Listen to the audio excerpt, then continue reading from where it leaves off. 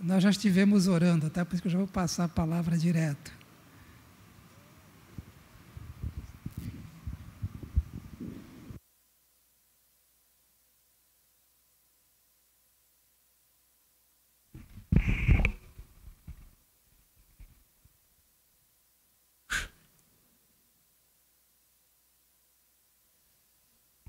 Boa noite, irmãos.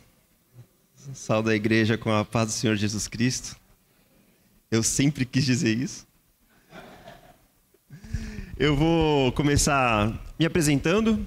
Talvez muita gente não me conheça. Meu nome é Jeff Moura. O meu nome é Jeff, não é Jefferson. Qualquer dúvida, pergunte para minha mãe, ela está ali. Pergunte para ela o porquê do meu nome. Eu sou um músico. Eu toco na Orquestra Sinfônica de Santos. Esse é o meu trabalho principal. É assim que eu sustento a minha casa. Fiz conservatório do Henrique Oswald, conservatório em São Paulo e uns cursos nos Estados Unidos voltado para música. Sou casado com a Marcele Luiz, a mulher mais linda do mundo. E vamos ler o texto de Mateus 22, versículo 34.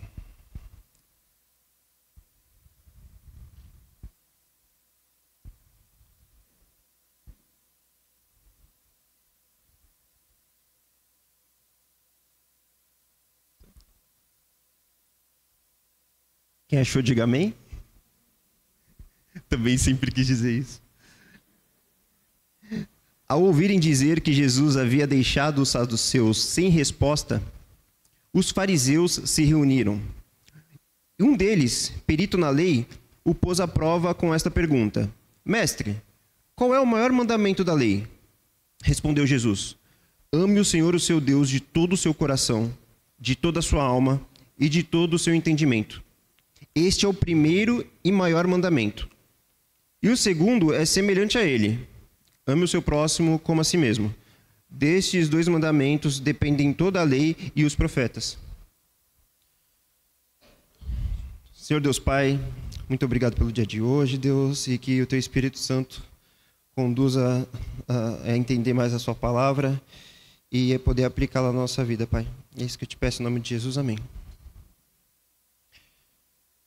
Irmãos, no capítulo final do Mateus 21, capítulo 21 de Mateus, Jesus aparece com uma parábola que deixou os saduceus, os fariseus, os seus adversários bem irritados. Começaram a fazer perguntas de uma forma que ele caísse em uma armadilha para poder usar as palavras de Jesus contra ele. Por isso o texto começa falando dos saduceus. Ao ouvirem dizer que Jesus havia deixado os saduceus sem resposta, os fariseus se reuniram. E vou explicar os saduceus e fariseus. Eles têm muitas diferenças, mas a principal que eu quero falar para vocês é que os saduceus acreditavam somente no Pentateuco e os fariseus consideravam todo o Antigo Testamento. Para quem não sabe o que é Pentateuco, são os 5 primeiros livros da Bíblia: Gênesis, Êxodo, Levítico, Números e Deuteronômio. Não está anotado. Eles só acreditavam nisso, eram os livros canônicos para os saduceus. Livros canônicos seriam os livros inspirados por Deus. Os fariseus consideravam todo o Antigo Testamento. Eu estou falando isso porque a resposta de Jesus utiliza o Antigo Testamento, onde os dois conheciam muito bem. E aí os fariseus fizeram esse questionamento, Mestre, qual é o maior mandamento da lei? E esse questionamento do fariseu é muito importante. E Jesus responde da mesma forma, ele responde com a mesma importância. Mas ainda assim era um teste do fariseu. Porque se Jesus não fosse cuidadoso, poderiam acusá-lo de querer mudar a lei. Eram muitas leis que eles tinham. Então eles fizeram essa pergunta para Jesus cair numa armadilha, inclusive ir contra o que Jesus fala lá em Mateus 5,17. Não precisa colocar, Melissa. Lá em Mateus 5,17, onde ele fala que não veio abolir a lei, mas sim cumpri-la. E Jesus respondeu essa pergunta juntando 2 textos do Antigo Testamento. Deuteronômio 6, 5, que é: amarás, pois, o Senhor teu Deus de todo o teu coração e de toda a tua alma e de todas as tuas forças. E Levítico 19, 18b: mas amarás o teu próximo como a ti mesmo. Eu sou o Senhor. Ele juntou esses 2 versículos, colocando como os mais importantes. E o tema da pregação, né, de hoje é o serviço. E creio que o resultado de servir o próximo e a igreja vem do amor de Deus. A fonte do nosso desejo, a vontade e o hábito de servir vem do amor de Cristo. Primeiro Deus nos ama e depois nós o amamos. E eu quero trabalhar com os irmãos sobre como amar a Deus. O que seria amar a Deus de todo o coração, de toda a nossa alma e de todo o nosso entendimento? Eu acho que entender isso é um desafio. E traz a raiz, o tronco e o fruto do serviço e da nossa adoração para com o Senhor Jesus. Então eu queria começar com a primeira frase de Mateus 22:37. Ame o Senhor, o seu Deus. No Novo Testamento ele foi escrito em grego. Ele foi escrito em grego e existem 2 palavras para o amor, que é o filéu e ágape. Eu acho que muita gente ouviu falar. Eu vou explicar rapidinho o que é filéu e o que é o ágape. O amor filéu é o amor de amizade, amor de afeição e carinho.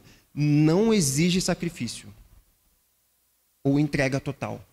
É encontrado em relações familiares ou amizades. O ágape é o amor sacrificial, é o amor decidido, é o amor incondicional. Envolve um amor que busca o bem do outro sem esperar nada em troca. Quando Jesus fala, ame o Senhor, amor é ágape.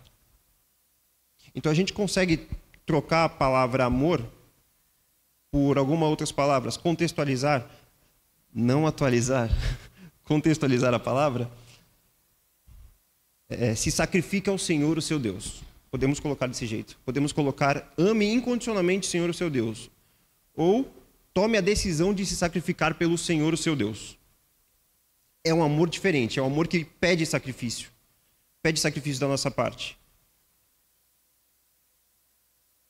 Ame o Senhor, o seu Deus, de todo o seu coração. E o que seria amar o que é isso, esse coração?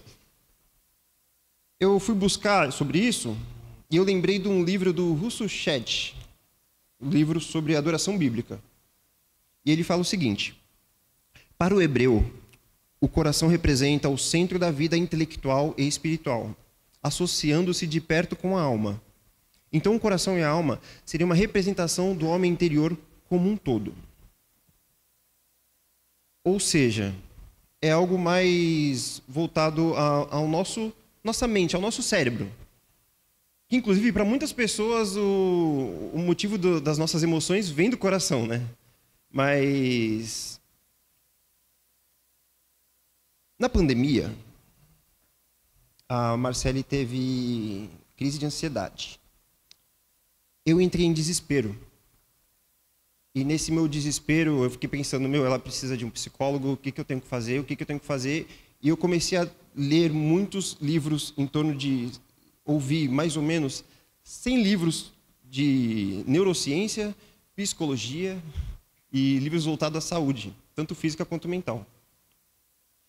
E o que a ciência descobriu, né? Além desses livros, o que eu entendi, o que a ciência descobriu é que os nossos sentimentos, eles não nascem do coração, eles nascem do cérebro. É como se o cérebro ele fosse dividido em 2 partes. É uma parte dividido assim, vou explicar de uma forma bem grosseira. Uma parte é a parte da razão. É a parte onde a gente explica o motivo e o porquê das coisas. É com essa parte que eu estou falando com vocês. É com essa parte que eu estou explicando.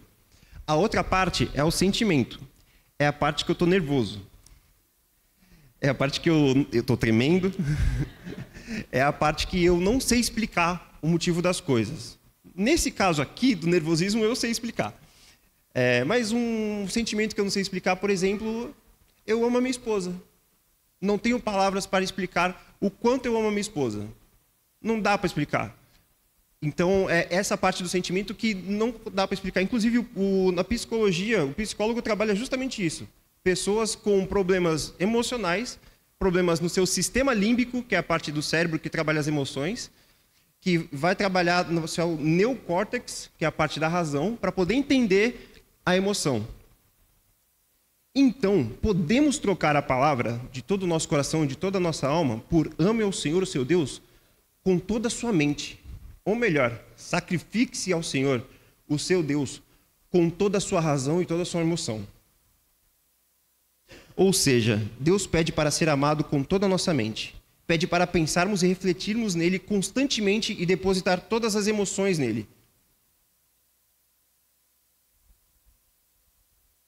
Irmão, caso você ache que não consegue deixar de pensar nos seus problemas para pensar em Jesus, faça o que o nosso Jesus disse em Mateus 6:33.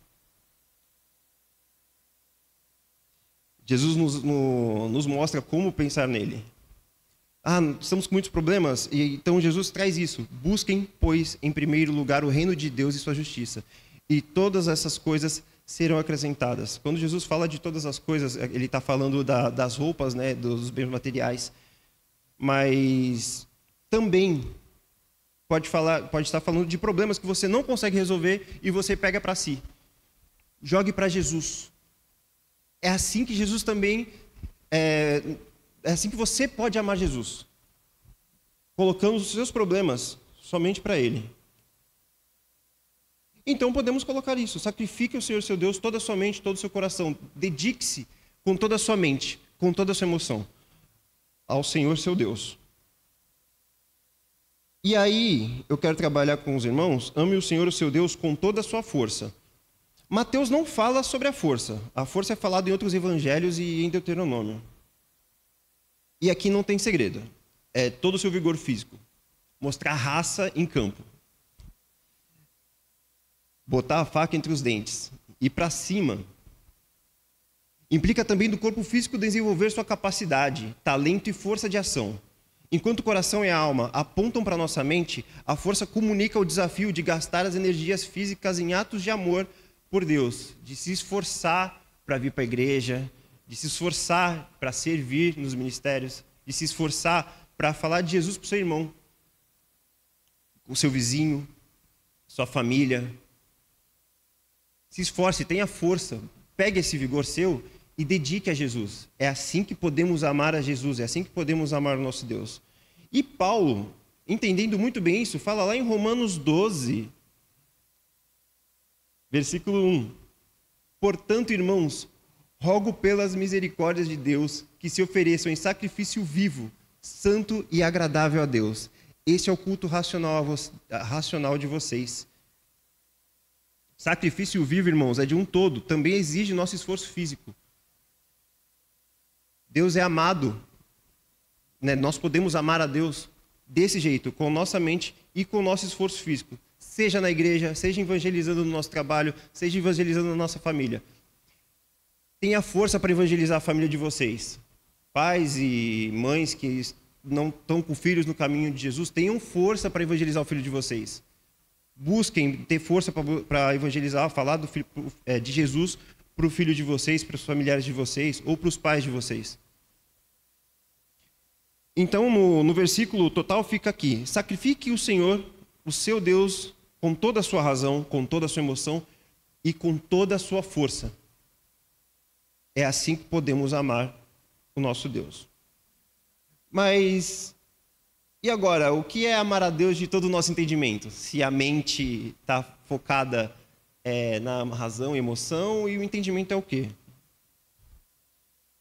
O entendimento está ligado ao conhecimento.